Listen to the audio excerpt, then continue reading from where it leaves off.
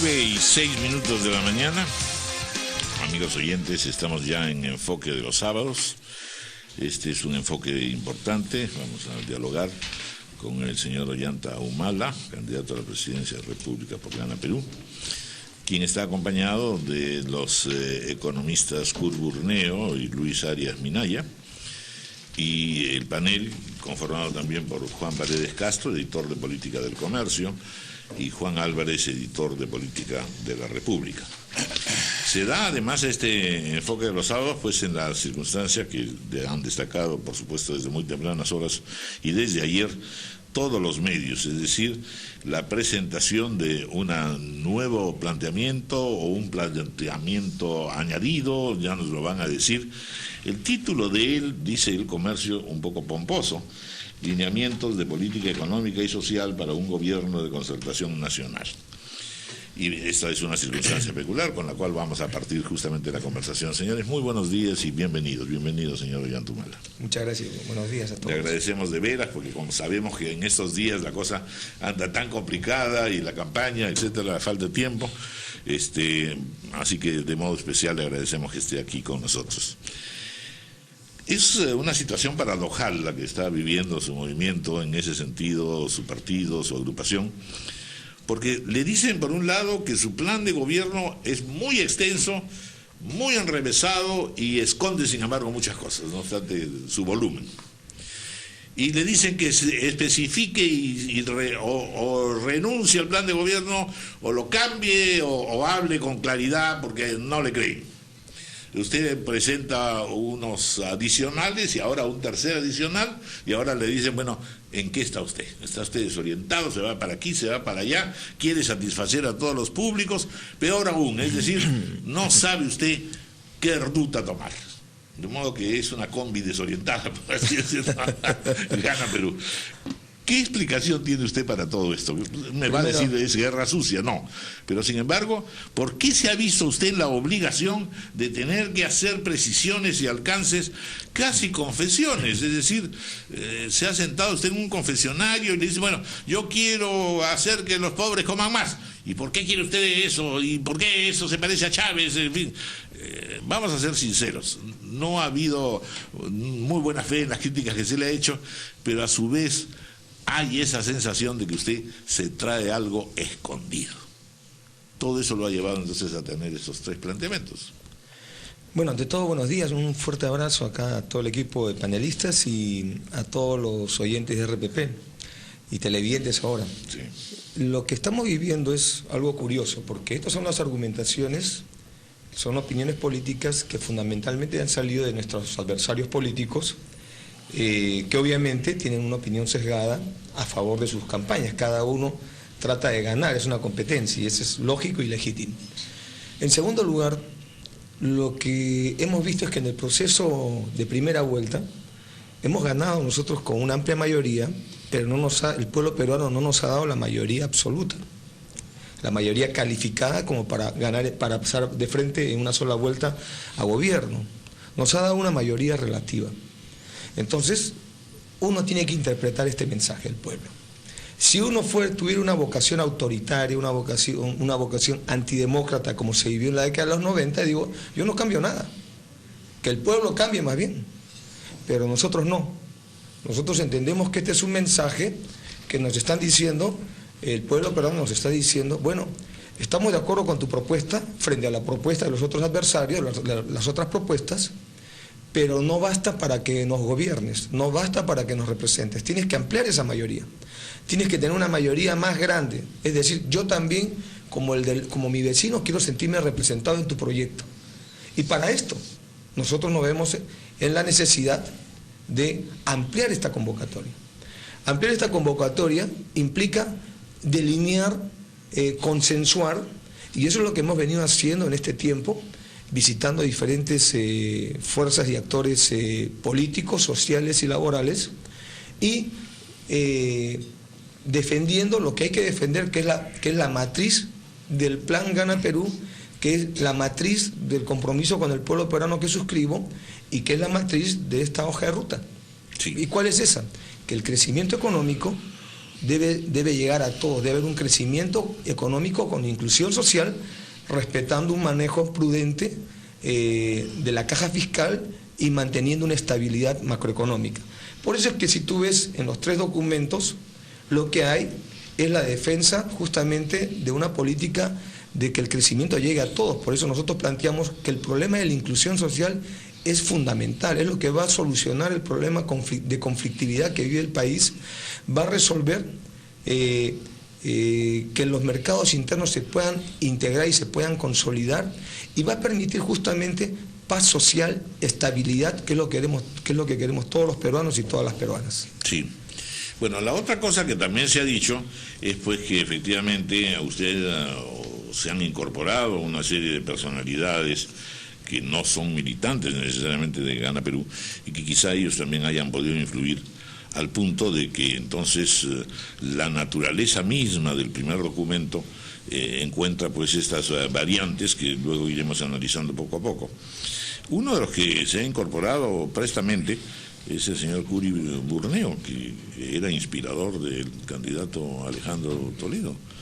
Inspirador máximo, mínimo, no sé, pero máximo inspirador. Entonces, ¿ha influido Curi Burneo en todos esos nuevos lineamientos, en el ablandamiento, por así decirlo, de este nuevo documento, o por el contrario, no sé, ha sido ganado más bien por la causa de Humala? ¿Cuánto del pensamiento de Alejandro Toledo está vía Burneo en este documento? ¿Cuánto de muchos otros inspirados de diversas tendencias políticas han podido plasmarse? Han habido versiones también diciendo, este es sustitutorio del primer plan de gobierno, ahora ya no lo es. Denos un poco de detalles ya propiamente de lo que llamaremos la difícil construcción de un documento que a su vez interprete, reinterprete, modifique, adecue los 2 anteriores. Bueno, antes de dar el paso a Kurt, que tiene que defenderse de todas maneras, porque además después le voy a preguntar sobre las AFPs, Raúl, furibundo en la República. Raúl, y si me permites añadir a eso solo una cuestión de tiempo, ¿cuánto va a durar el señor Burneo? ¿Cuánto va a durar el señor Arias?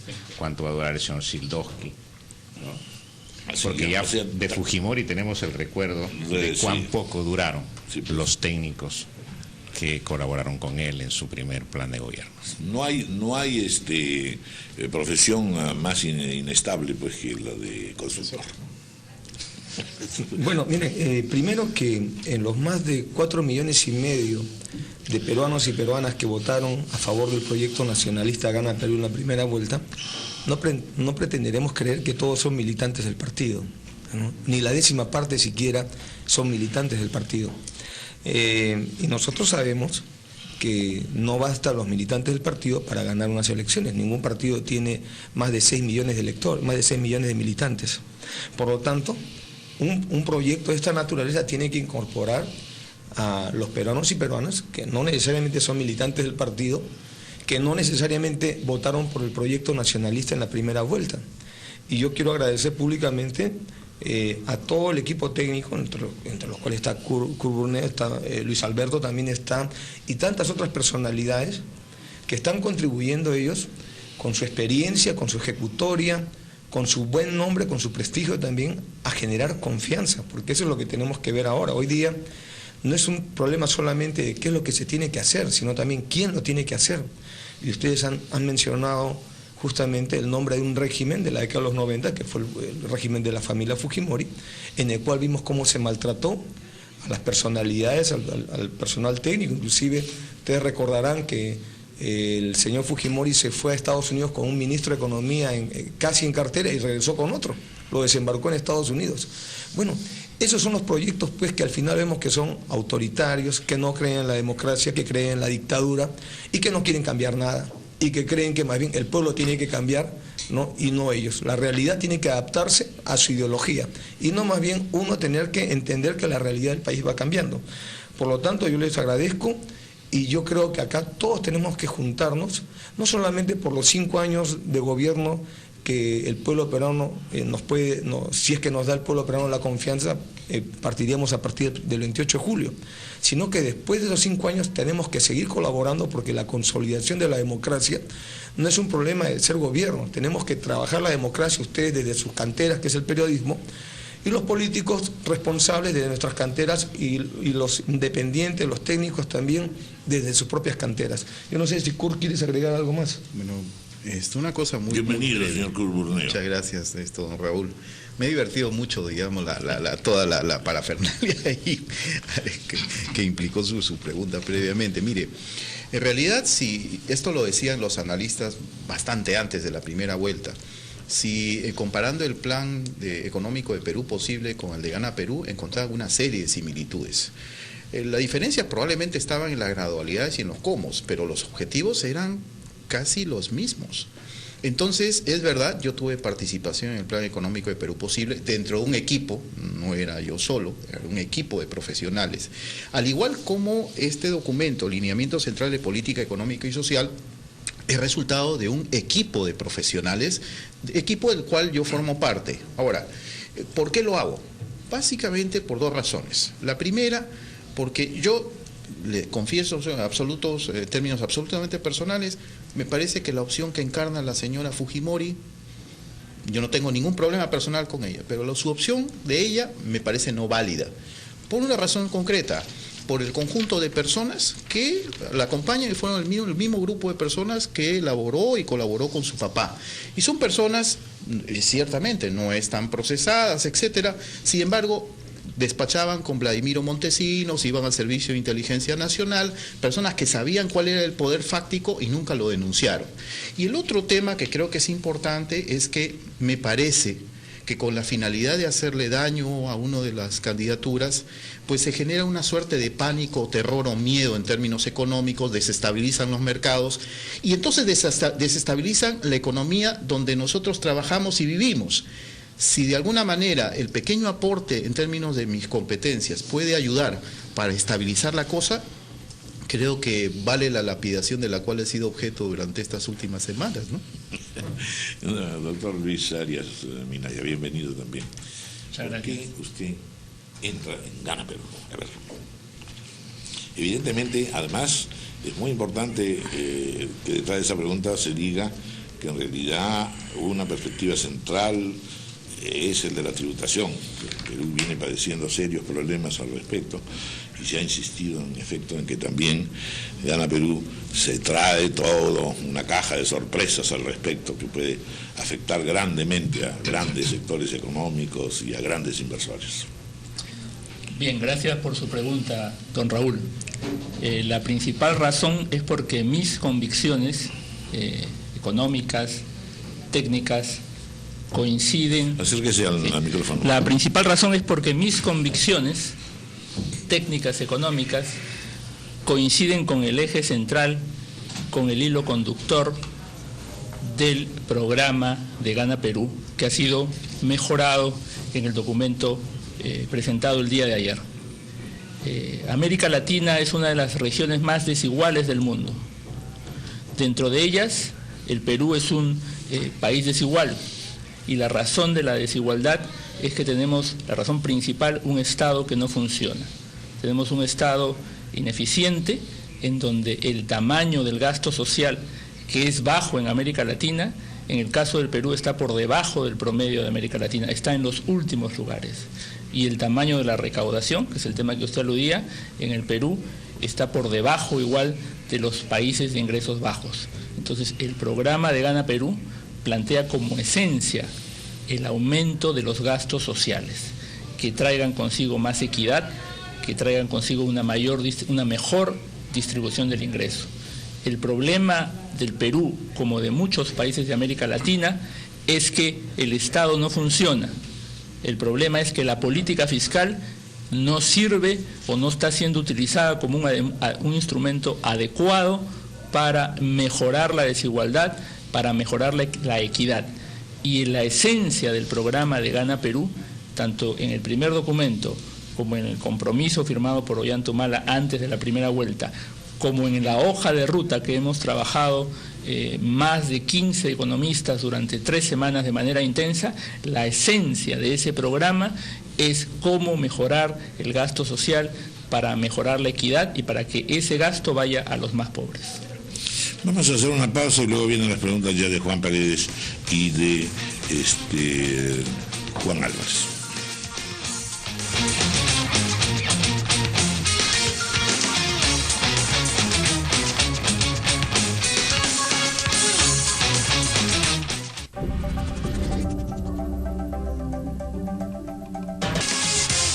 Y 24 minutos de la mañana. Vamos a continuar en esta conversación interesante con el señor Ollanta-Humala y parte de su equipo.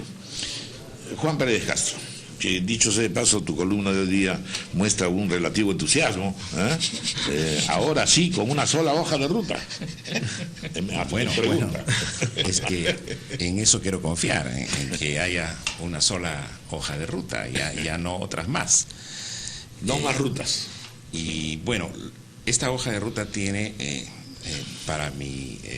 no para mi tranquilidad, pero sí para reconocer en esta hoja de ruta un avance hacia la consistencia. Tiene algunos marcos iniciales, que son el marco del Estado de Derecho, con lo cual creo yo se reconoce el Estado de Derecho vigente, el respeto absoluto a la división de los poderes del Estado. No hay propuesta de conflicto con los poderes del Estado y reconocimiento de ellos, ¿no? Honrando todos los compromisos del Estado, que es importante también por las garantías a la estabilidad jurídica del país, el restablecimiento del principio de la ética pública, combatiendo la corrupción y el despilfarro del dinero del Estado. Todo esto me parece bien. Yo tendría 2 preguntas para el señor Ollanta-Humala. Una que tiene que ver con hacer consistente esta hoja de ruta. O sea, esperamos ya no vernos en el problema de que los voceros de su partido y usted mismo salgan con nuevas opiniones, con nuevas propuestas más allá de esta que nos están entregando, ¿no? Esa es una preocupación, ¿no? Que sobre esto ya haya consistencia en adelante. Lo segundo es también llamar la atención sobre muchos de los voceros de su partido respecto a un grado bastante pronunciado de intolerancia con la prensa. Es cierto que la prensa tiene que asumir responsabilidades y ser responsable con los juicios informativos y de opinión que emite. Pero la persistencia de intolerancia con la prensa, en la medida de que haya una prensa que no difame, en la medida que haya una prensa que no distorsione, creo yo que es algo que ustedes tendrían que corregir, porque la intolerancia frente a la prensa se ha originado en los últimos tiempos a raíz precisamente de este doble discurso que ustedes ahora lo corrigen. La prensa se preocupó naturalmente porque desde el primer plan de gobierno se hablaba de la nacionalización de la economía. Entonces, lógicamente, cuando hay planteamientos tan duros como ese, ¿no?, usted va a tener siempre a la prensa, y particularmente en este caso al comercio, puedo hablar solamente por el comercio, va a tener usted a una prensa preocupada por cuánto se puede afectar a una estabilidad económica que, con todos sus defectos, ya lleva 20 años, y contra una continuidad democrática que también, con todos sus defectos, lleva 10 años. Entonces, las reacciones de la prensa son frente a ese tipo de afectaciones, no porque nosotros estemos asumiendo, tales o cuales posiciones a favor de tales o cuales candidatos, ¿no? Hoy día, por ejemplo, en la primera página usted verá, en respecto a los Wikileaks y a las revelaciones, están tanto los que atañen a usted como los que atañen al fujimorismo, para que sean leídos y los lectores informados. definitivamente lo que yo desearía sería que esta intolerancia no bajara a sus niveles, como una expresión de que llegados ustedes al poder, esa intolerancia no se convierta en medidas contra la prensa, porque al final de cuentas a eso llevamos, ¿no? Bueno, fíjese, nuestro compromiso siempre ha sido de apoyo y de estar identificados con la libertad de prensa. Usted podrá ver que inclusive en nuestra corta vida política nos hemos puesto de pie para defender a Radio Cutibalú cuando el gobierno amenazó con cerrarla, a Radio Orión en Pisco, a Radio La Voz de Bagua en Amazonas, y a tantos medios de comunicación que han tratado de ser avasallados por el gobierno. Porque nosotros no queremos regresar a la dictadura fujimorista de los 90, en los cuales se compraba a los dueños de los canales, no de todos por cierto, a los dueños de determinados periódicos, que hoy día están prófugos, etcétera, se compraba las líneas editoriales, que no es el caso del comercio. No es el caso del comercio, por cierto, pero hay que señalar que el triste papel que tuvo el gobierno fujimorista de los 90 con relación a la tolerancia, al respeto a la libertad de prensa, y todo eso fue filmado, ¿no? Nosotros no queremos eso. En la década de los 90, en la dictadura de los 90, sobre todo para los jóvenes que en ese momento eran niños, hay que decirles que mataban periodistas, asesinaron a periodistas, que secuestraron a periodistas, que perseguían a periodistas, y eso no debe pasar. Nosotros, y yo particularmente, siempre he sido tolerante con la prensa, y muchas veces he tenido que soportar, ¿no?, el entusiasmo ya de la prensa, que por sacar una declaración te ponen el micrófono por la cabeza, etcétera. Bueno, todo eso hemos soportado, y yo creo que los medios de comunicación, o las empresas privadas de comunicación, tienen todo el derecho de escoger su candidato, ¿no? Yo no soy quien para juzgar el candidato de cada periódico, de cada medio de comunicación. Eso lo juzga el elector, ¿no? Porque el viejo debate si la prensa debe opinar solamente, o debe informar, o debe hacer las dos cosas, es un debate que siempre está vigente, y yo respeto eso. Yo lo que quiero señalar claramente es que nosotros nos comprometemos por escrito, verbalmente y con nuestras acciones a respetar la libertad de prensa, porque creo que es uno de los pilares de la democracia. Yo cómo no voy a querer una prensa que también me ayude a fiscalizarme, porque es la forma en que uno puede darse cuenta de sus errores y corregirlos. Yo me alegro de eso, señor Humala, de esa posición, pero ¿cómo tendría usted que reeducar, digo así, al señor Abu Gataz, por ejemplo, ¿no?, para que piense como usted, ¿no?, y tenga una actitud respetuosa con la prensa, así no le gusten los puntos de vista de la prensa respecto de las que puede tener él, ¿no? Yo le voy a pedir al señor Abu Gataz que converse con usted, de repente pueden tomarse un desayuno, un almuercito, y ahí que conversen y se aclaren estas cosas. Yo creo que lo importante es dar un mensaje cuál es la posición del proyecto nacionalista. Están plasmados en los lineamientos centrales, la hoja de ruta. Y en el tema personal yo creo que eso es cuestión de que conversen, ¿no? Yo creo que el diálogo ayuda mucho. Necesitaría quizás ser sometido a disciplina, ¿no?, porque su acusación hace poco generalizante de que determinados medios se habían vendido al fujimorismo, ¿no?, y a través de ciertos montos calculados por él en publicidad, era una acusación bastante grave. Ok. Sí, va sobre ese tema, y una cosa breve también. Se ha hablado en el proyecto de regular el espacio electromagnético, el espacio radial, y que entonces va a tener que crearse un elemento allí controlador, o una instancia a través del Ministerio de Transportes, que, como bien se ha discutido ya en todas partes del mundo, deviene en verdad este consejo vigilante en una suerte de amenaza constante a los medios radiales y televisivos.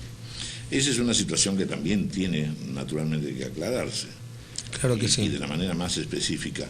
Lo que sí parece real, y se lo digo de frente porque yo he vivido directamente la experiencia del velasquismo, es la siguiente.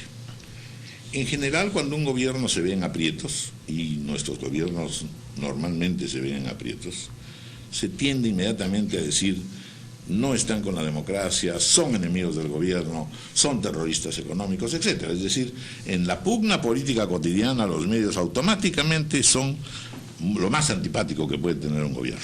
Y entonces ahí viene la tentación de poder tener ciertos organismos de vigilancia, de resonancia. Está viendo usted lo que está pasando en el Ecuador. En el Ecuador lo que se dice son periódicos que están todo el día dedicados al sexo, que son, como que los hay efectivamente, no todos están dedicados a la política, y muchos son al tremendismo. Entonces eso hay que controlarlo, porque en realidad la mente de los jóvenes y la sanidad de la República, etcétera. Hay mil maneras por las cuales en verdad se tiende en situaciones de conflicto a cargarle las tintas a los medios de comunicación. Y estos a su vez efectivamente ejercen una función, por así decirlo, altamente crítica. Es allí donde se pierden los papeles. Y por eso es peligroso tener de antemano algunos planteamientos que hablen de centros reguladores o de vigilancia o consejos de comunicación, porque en realidad eso termina siendo, por así decirlo, un principio de democracia. Bueno, yo creo que no hay necesidad de irnos tan lejos, porque en ese sentido el fujimorismo tendría más un recuerdo más reciente de cómo se trató a la prensa, y la fotografía esa donde está el señor Fujimori en su habitación, ¿no?, acompañado de 3 periodistas, ¿no?, tomando desayuno, me parece que es la muestra más clara del tipo de prensa que no queremos los peruanos. Yo creo que el mejor fiscalizador de la prensa es el que compra un periódico o el que ve la televisión. Si no me gusta tu programa, cambio de canal. A mí, por ejemplo, yo tengo mis opiniones. A mí, por ejemplo, me gusta de vez en cuando ver Magali, me entretiene, ¿no?, y combino con noticias, pero esa es mi elección. Y sobre mi elección nadie me va a imponer a mí.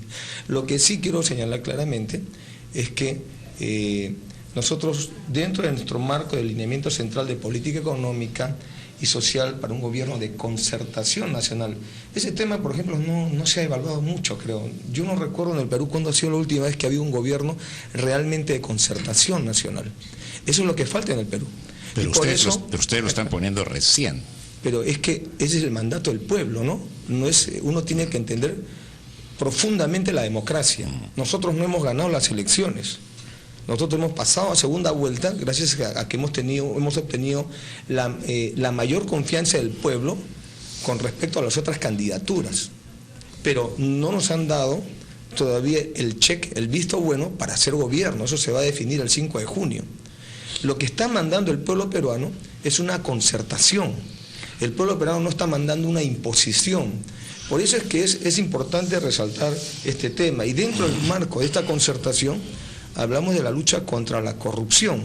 Y creemos nosotros que la corrupción en el tema del Ministerio de Transportes y Comunicaciones se da porque hay un ente que monopoliza y muchas veces digita a dedo la entrega de licencias.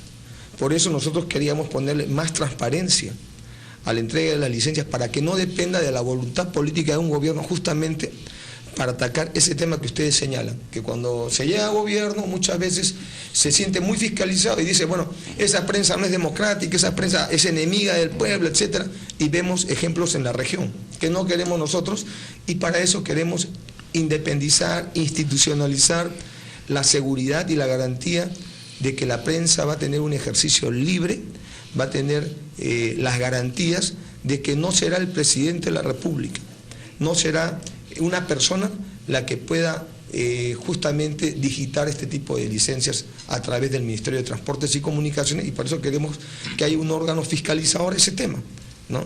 Ese es el espíritu de la norma. Bien. Vamos a hacer una pausa, son las 9:37 y vamos a darle la oportunidad a Juan Álvarez, que es nuestro invitado también, para los estudios.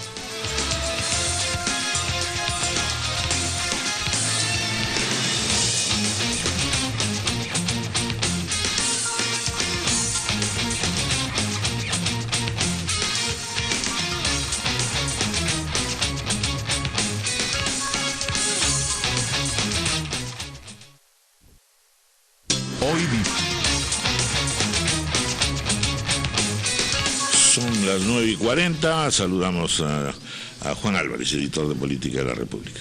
Buenos días. En la línea de la preocupación válida expresada por mis colegas y por una gran parte de la ciudadanía con respecto a cómo va a ser su gobierno si es que este se concretara, yo he cubierto personalmente como reportero a las elecciones desde el 2006, acudí a sus mítines como a las de otros. Por casualidad lo encontré en Satipo en un mítin también el año pasado, y ahora cuando se lee la hoja de ruta, se le escucha, es inevitable preguntarse dónde está el candidato del mensaje y el tono del reclamo urgente de transformación de las estructuras del país, ¿no? Y es inevitable preguntarse también si este desplazamiento hacia el centro es real, es auténtico o es una estrategia para acceder al poder porque se ha dado cuenta que es la única manera de llegar a él. Y como una repregunta, ya que de repente no hay espacio para eso, ¿qué le va a decir o qué le dice ya a esa población que en el 2006 y ahora en el 2010 lo veía usted como justamente el que encarnaba la posibilidad de esos cambios estructurales en las políticas sociales y económicas de una manera urgente? Mire, yo creo que no hay un doble discurso. Hay un discurso y hay formas de decirlo. Obviamente, la forma como estamos dialogando acá en radio no es la misma forma en que yo puedo expresarme en un meeting, ¿no? Es igual cuando un cantante canta en un concierto que en su casa. Pero el mensaje es el mismo. ¿Qué es lo que estamos diciendo desde el año 2005, 2006, cuando aparecemos en la política? De que falta inclusión social, de que no puede ser que pocos tengan mucho y muchos tengan poco, que hay un problema fundamental en la República, que es la mala distribución de la riqueza que origina la pobreza, y que la política económica no ha logrado transformar ese crecimiento económico en desarrollo. Crecimiento económico es plata en el bolsillo, desarrollo es calidad de vida. Entonces, de ahí parte todo. Y ese es el discurso reivindicativo. ¿Qué es lo que estamos hablando en Pucallpa y qué es lo que hemos renovado del 2006 también? El mensaje, el interés y la finalidad de hacer un país más igual, menos desigual, es el mismo del 2006. Lo que pasa es que entendemos ahora que hay procesos que son justamente procesos que toman su tiempo, como una criatura que tiene que demorar 6 meses para nacer. Pero es el proceso, no se puede sacar antes esa criatura, ni después. Es un proceso que se tiene que dar poco a poco, de manera gradual. No es una estrategia de campaña. No, esta es la comprensión del país. Un político responsable es aquel que le va tocando el pulso al país permanentemente y se da cuenta que el país cambia permanentemente y que si uno no cambia, se queda en el pasado, en la Guerra Fría, se queda en el pasado, en las luchas ideológicas, cuando el problema no es ideología ahorita en el Perú. El problema es pensión 65, el problema es cuna más. El tema es beca 18 para los jóvenes de las escuelas públicas. El tema es el sistema de atención móvil de urgencia. El déficit de infraestructura que está bordeando los 40.000 millones de dólares, que tenemos que ir resolviendo poco a poco, que son hospitales, un hospital por provincia, esa es una meta. Puentes, aeropuertos, puertos, vías férreas, etcétera, escuelas. El salario básico, ¿no? Que hoy día es mínimo vital y nosotros queremos transformarlo en básico a 750 soles. En la ampliación del programa Juntos, el vaso de leche, comedores populares. Gas barato para los peruanos. La transformación agraria para que tenga valor nuestros productos, a través del crédito agrario, el seguro agrario, las plantas de transformación. La revolución educativa, ponerle agua potable y desagüe y electricidad a cada escuela del país, particularmente las rurales. El programa Salud para Todos. El respeto al medio ambiente, sobre todo hoy día cuando hay problemas en Loroya, en Pasco. El programa de nutrición infantil, desayuno y almuerzos en los colegios. Tantos otros programas, y por eso creo que algo de esto va a tener que decir Luis Alberto, propuestas, porque tiene que ver el tema de tributación. Que imagino han caído bien a un amplio sector de la población, pero que han generado también la pregunta de cómo lo va a financiar, porque sigue habiendo en torno a su candidatura un problema de confianza. Yo le planteo ahora, Yo escuché confianza. Yo le planteo ahora, si tal vez más allá, para pasar a la hoja de ruta, algo mucho más concreto, porque al final usted se ha dado cuenta que la elección se va a definir en términos de confianza, por más documentos que se firmen y haya compromisos. ¿No sería posible que, como lo sugirió el colega Augusto Álvarez Rodríguez, usted ya de una vez defina, designe o exprese quién podría ser su ministro de Economía en el caso concreto, el señor Félix Jiménez, el señor Kurt Burneo, el señor Arias, o alguien que refleje mejor ese consenso que ahora pregona? Bueno, mire, en primer lugar, en el tema de confianza tenemos que decir algo bien claro. Hay un gran voto que está todavía cautivo en la toma, en decidir, ¿no? Ese 20-22% que ahora se llama indecisos probablemente no lo fueron en la primera vuelta. Entonces, lo que hay que decirle a ellos es bien claro. En nosotros puede haber algún tipo de desconfianza. Por eso estamos trabajando, convocando personalidades que, si usted no me cree a mí, bueno, acá tenemos un jefe de SUNAT, que es toda una autoridad en tributación, tenemos un viceministro. Por eso, ¿no? Usted mismo habló de una prudencia en el manejo de la economía. ¿Quién garantizaría eso? Lo que quiero decir es que puede haber desconfianzas, y son legítimas. Soy lo nuevo, yo nunca he sido gobierno, nunca he gobernado el país, por eso puede haber desconfianzas. Pero en el otro lado hay pruebas de cómo gobernaban el país, cómo saquearon el país, se robaron 6.000 millones de dólares. ¿No? La mayor parte de sus dirigentes, de sus cuadros de gobierno están en Lurigancho, están en San Jorge, otros están prófugos, el último ha sido Hurtado Mille, que se acaba de entregar porque ya prescribió su delito, ¿no? Y otros quieren que el país sea gobernado desde la DINOES. Ahí hay pruebas cómo se trató a la prensa. Acá simplemente hay ciertas desconfianzas. ¿Cómo se debe manejar los recursos? Bueno, yo creo que le cedería la palabra un ratito a Luis Alberto para que también nos hable algo de lo que es la tributación y cómo pensamos ver el tema del financiamiento de todos estos programas. Gracias. Sí, el financiamiento de este programa está claramente establecido en el documento de lineamientos y tiene 3 aspectos. El primero, el crecimiento económico. Es importante preservar el crecimiento sostenido de la economía. Un mayor crecimiento traerá consigo mayores ingresos, mayores utilidades, mayores ventas, mayor consumo. Entonces, es importante que la economía siga creciendo porque eso traerá consigo mayor recaudación. Ahora, para eso, confianza a los inversionistas, confianza al capital externo que quiere ingresar al país, una serie de condiciones que son las que en realidad no parecen hasta el momento ustedes haberlas asegurado, porque no hay empresario que no esté nervioso frente a los planteamientos de ustedes y se imagina que en realidad detrás de lo que digan, de todas maneras hay un propósito estatista. Aquí hemos tenido al jefe de la COFIEP y al jefe de la FIN que nos decían que en las conversaciones que se estuvieron con ustedes simple y llanamente salieron mucho más preocupados porque veían en ustedes, por así decirlo, un rostro estatista. Yo quisiera, perdón que... No sé si su rostro es estatista, señor Humala. No creo, pero nosotros siempre hemos defendido la propiedad, no hemos pretendido arranchársela. Por ejemplo, en el caso de Bagua, ¿cuál es la bancada que ha defendido la propiedad de los pueblos amazónicos? No ha sido la nacionalista que nos costó la suspensión de 7 parlamentarios, ¿no? Yo creo que hoy día es un poco, sería un poco presuntuoso, un poco arrogante, en mi opinión, decir quién va a ser el ministro cuando no hemos ganado las elecciones. Yo creo que esa pregunta yo se la voy a responder después del 5 de junio, en el caso de que el pueblo peruano nos dé la confianza. Pero sí tengo que señalar que necesitamos un ministro que sea independiente, que tenga solvencia moral, que tenga experiencia de gobierno, que genere pues esta confianza en los diferentes agentes de la economía nacional. ¿Es posible que alguien con esas características acepte trabajar con usted y con su equipo?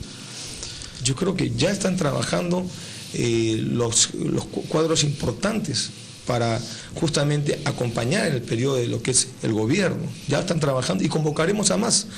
En segundo lugar, yo creo que es importante señalar que altos funcionarios, por ejemplo, de diferentes bancos, han señalado que no hay ningún problema con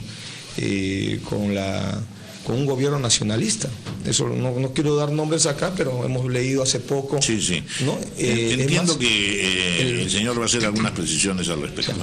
Además no es exactamente lo que dijeron los titulares. Bueno, además organismos internacionales como el Banco Mundial, empresas calificadoras de riesgo han señalado que acá no hay ningún riesgo como para estar hablando de que la economía se cae, no hay nada de esas cosas. Nosotros en ese sentido creo, y lo hemos señalado claramente a los empresarios, a la banca internacional, ¿qué les conviene? Trabajar con un gobierno al cual ustedes puedan tener algunas dudas, pero estamos convocando personalidades que pueden generar confianza, estamos suscribiendo públicamente compromisos con el país, ¿no? Donde estamos hablando de luchar contra la corrupción, o les conviene tener un gobierno con antecedentes claros de corrupción, de altísima corrupción, como nunca antes se ha visto en la vida republicana. ¿Qué les conviene? ¿Trabajar con un gobierno honesto o con un gobierno corrupto? Yo creo que a nadie le conviene trabajar con un gobierno corrupto, porque los costos de inversión, los costos de las empresas se elevan tremendamente. Han habido muchas empresas, mucha gente que se volvió multimillonaria en la década corrupta de la familia Fujimori, pero eso no quiere decir que el país desarrolló, es diferente, y no creamos que este es un nuevo fujimorismo, está llevando a toditos los del pasado, está llevando en esa combi a toditos, es decir, este es el tercer periodo que el señor Alberto Fujimori no pudo culminar porque la prensa se puso de pie, porque la sociedad civil se puso de pie, y porque en general el pueblo peruano salió a las calles a defender la democracia. Vamos a hacer una pausa y estamos ya en los minutos finales con el señor Ollantumala.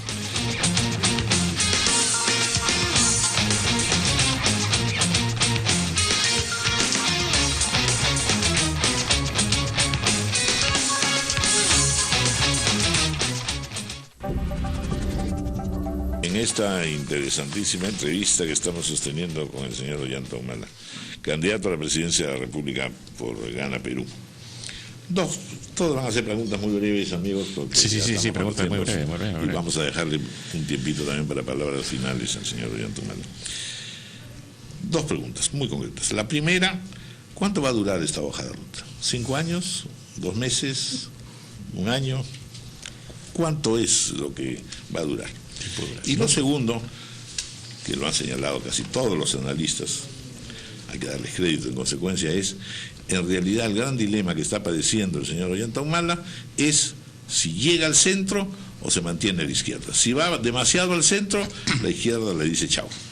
Y entonces ya tendrá la simiente de la división en sus propias filas. Bueno, en principio el cuánto va a durar nosotros hemos suscrito el acuerdo nacional que justamente nace a raíz de la ruptura de la democracia en la época de Fujimori, y le hemos suscrito y creemos que esta hoja de ruta puede ser también compartida por las otras fuerzas políticas, porque la construcción de la democracia es algo permanente. En el otro tema, entre si estamos yéndonos al centro, a la izquierda, yo lo que he señalado es que acá si queremos generar una concertación, un gobierno de concertación, debemos dejar nuestras ideologías a un costado y ponernos a ver pragmáticamente las cosas que hay que resolver en el país, que es la inclusión social. Y para eso, justamente tú, Luis Alberto, creo que estabas hablando del tema impositivo, y Kurt creo que quería tocar el tema de confianza para los inversionistas. No sé si le podemos dar un... Sí, por más que imitemos los términos izquierda y centro, están jugando de todas maneras. Y por más que se diga que no hay ideología, hay ideología. Así que no, en esto parece que las cosas son bastante claras. Digamos, y la concertación se hace sobre la base de no perder identidad.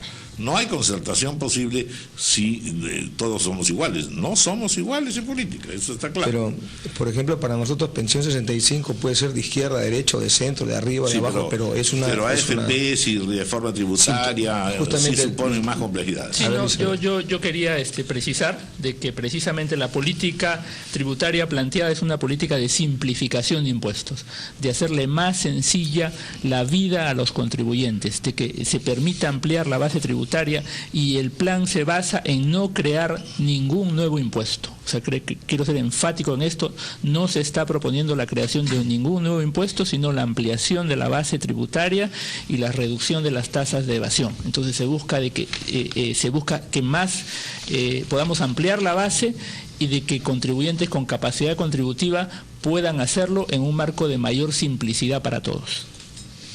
Muy concreto. Cuando se habla de inclusión social, la gente lo que quiere es, bueno, ¿eso qué significa?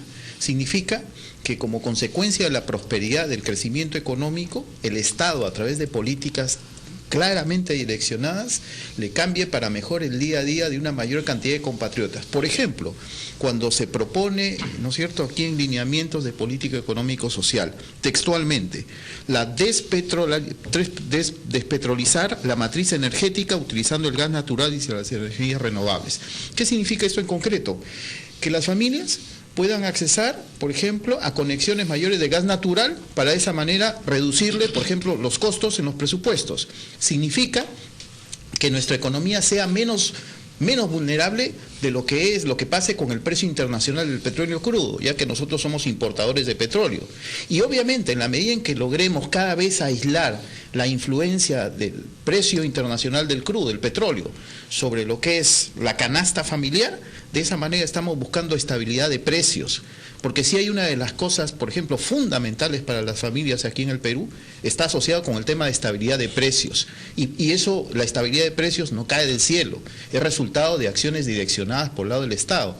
La pregunta, además, sobre la base de su comentario, don Raúl, es sí, ciertamente puede darse, después de las conversaciones que tuvimos con las personas nucleadas en CONFIEP y AFIN, tienen su legítimo derecho, por ejemplo, de tener todavía incertidumbres, pero nosotros somos transparentes. Lo que hemos dicho claramente es que no va a haber estatificaciones, hemos dicho que se va a respetar la propiedad privada, hemos dicho que se va a continuar promoviendo la inversión privada, y no se asusten, le decíamos cuando planteábamos hacer balances, por ejemplo, de todo lo que vendría a ser lo actuado, porque le decía yo personalmente, lo que les vamos a preguntar a ustedes, señores empresarios, es por dónde les aprieta el zapato para, por ejemplo, que se dinamicen mejor y con mayor velocidad los procesos de inversión. No para apretárselo más. No, al contrario, liberar y sacarle las piedras del zapato. Es dar la oportunidad de que puedan hacer una mayor cantidad de negocios, porque al final la inversión posibilita ampliar nuestra capacidad productiva, que eso es fundamental. De acuerdo.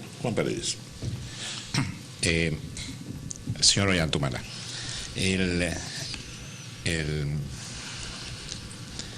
la idea que hace usted diciendo de que va a priorizar el pragmatismo y la concertación nacional en busca de algunos objetivos distintos. Para no ideologizar, ¿no? Así es, y poniendo la ideología un poco al costado. Ahora que tiene usted a técnicos como Kurt Burneo, como Luis Alberto Arias y otros más, Schildowski entre ellos, y van sumando otros, y usted se va corriendo al centro y más al centro, va a llegar un momento en que algunos marxistas, leninistas que están acompañando su hoja de ruta probablemente se van a sentir incómodos. Usted llegará al poder de repente pensando en dar un siguiente paso después del señor Burneo, de repente jalarse a alguien del perfil del señor Kuczynski. Entonces, será tanta su posición ya de centro izquierda que los señores marxistas leninistas le digan a usted, me voy. ¿Usted va a tratar de retenerlos o les dirá alas y buen viento? No, yo creo que acá, como decía, no es un tema de ideología, es un tema de cumplir la inclusión social, y creo que allí están las fuerzas de izquierda, tradicionalmente, siempre han levantado la bandera de la inclusión social. Yo saludo que hoy día los empresarios también lo levanten. Hemos visto un CADE, el CADE del 2006, que era el tema de la inclusión, y ese ha sido el mensaje que yo di a los empresarios, no solo en el CADE del 2010, sino en la CONFIEP. Yo creo que hay una nueva mentalidad, que la gente se da cuenta que con 250 conflictos sociales, pues los costos de inversión cada día son más altos, y muchas veces se pone en peligro proyectos de inversión, como ha sido el caso Tía María, en el cual, a pesar que nosotros alertamos al gobierno con tiempo, el gobierno obvió a la importancia de la consulta a las comunidades, Y hoy día tenemos 4 muertos que lamentar en Tía María, tenemos daños a la propiedad pública y privada, tenemos la paralización de un proyecto en el cual todos hemos perdido. Entonces nosotros creemos que es fundamental la inclusión social y en eso yo creo que coinciden todos los sectores de la sociedad peruana, inclusive ustedes mismos, ¿cuántas veces no han hablado del tema de que el Perú no puede avanzar si no avanzamos todos? Ese es el tema, por ejemplo, el tema de los derechos laborales, ¿no? Es fundamental.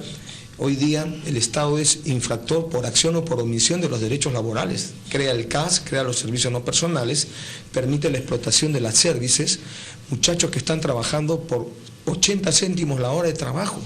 Eso no se puede dar, tenemos nosotros que justamente elevar el salario básico, hacer respetar la jornada laboral, crear incentivos a las empresas que contraten a los jóvenes que recién se incorporan al mercado laboral y que no tienen experiencia. Tenemos que dar capacitación porque tenemos que dejar de ser un país productor de mano de obra barata y más bien tenemos que darle calificación a nuestros jóvenes porque el mundo está cambiando, las empresas cada día son más competitivas, pero la competitividad empresarial no debe afectar los derechos laborales. Un Álvarez, brevísimamente. Sí, le pido, señor Humala, que acepte ese ejercicio de trasladarnos al 6 de junio, al día siguiente de las elecciones, y dado el estrecho margen con el que va a ganar cualquiera de las dos opciones, no va a haber mucha tregua, mucha paciencia quien gane. Si usted ganara, ¿cómo manejaría la oposición? La que esté en la prensa, la que esté en la población, que va a empezar a actuar impacientemente de una manera rápida. Y si perdiera, ¿va a ser de la oposición recalcitrante? Mire, nosotros estamos planteando una propuesta al Perú, al país entero, que es un gobierno de concertación. Nuestros adversarios no están planteando la concertación, nosotros sí. Por eso es que nosotros, en este proceso de concertación, hemos hecho una amplia convocatoria y esta contribución tiene que ser ampliada, porque si uno no amplía el proyecto, se vuelve un proyecto sectario, y ese no es el mandato del pueblo. Ese es el problema que tienen nuestros adversarios, que pretenden que el país cambie y no que ellos cambien. Nosotros no. Por lo tanto, nosotros planteamos una estabilidad política basada en la concertación, en el diálogo con los sectores sociales, etcétera. Planteamos la creación de un Consejo Económico Social, entidad donde estén representados, donde estén incluidos las pequeñas microempresas, la CONFIEP, las fuerzas laborales, que permitan ser un órgano consultivo del gobierno para que las políticas económicas que se asuman sean siempre políticas que no generen sobresalto. Ese es en el caso que gane, y si pierde. En el caso que perdamos, haremos una oposición constructiva, pero nosotros somos optimistas y estamos convencidos de que este 5 de junio el pueblo peruano va a marcar la O de la oportunidad, que es lo que pide el Perú, una oportunidad. Muy bien, el tiempo nos ha ganado, señor Ollantumala, pero le daremos unos 2 minutitos ya para que se despida correctamente. Bueno, no, es simplemente agradecerles al panel que nos han preguntado. Hemos tratado de responder todas las preguntas de la mejor manera, con transparencia, con sinceridad, sin tratar de ocultar cosas. Somos un proyecto joven. Nosotros no hemos sido gobierno, no tenemos manchadas las manos de corrupción, ni de sangre, ni nada de esas cosas. Lo que queremos es un cambio, una transformación con inclusión social, que es fundamental. Eso es el eje que obedece todos los documentos y todo el discurso que yo hago, tanto en una radio, en una televisión, como en una plaza. Siempre la inclusión, señalar que el Perú no avanza si no avanzamos todas las familias, y cuando uno va al interior del país ve la desgracia, la extrema pobreza. Acá mismo en los cinturones de pobreza en Lima, la gente vive en los arenales con cilindros con agua. Hay una enorme desigualdad que muchas veces los políticos han perdido la sensibilidad. Yo pido que este 5 de junio todo el pueblo peruano vaya a votar sin miedo, vaya a votar con tranquilidad, que esa campaña del miedo que se está creando, tratando de sacar, de volver al pasado, debemos rechazar el pueblo peruano, y lo que tenemos que escoger ahora es la mejor opción. Yo creo que eso es lo fundamental, y pienso que la esperanza en este 5 de junio va a demostrar que es más fuerte que el miedo. Muchas gracias, señor Ollantumala Tasso, candidato presidencial a la República por Gana Perú. a los señores economistas Kurt Burneo y Luis Arias Minaya, y naturalmente a nuestros colegas Juan Paredes Caso y Juan Álvarez por este programa que entiendo que ha sido bastante ilustrativo. Muchas gracias, señores. Muchas gracias.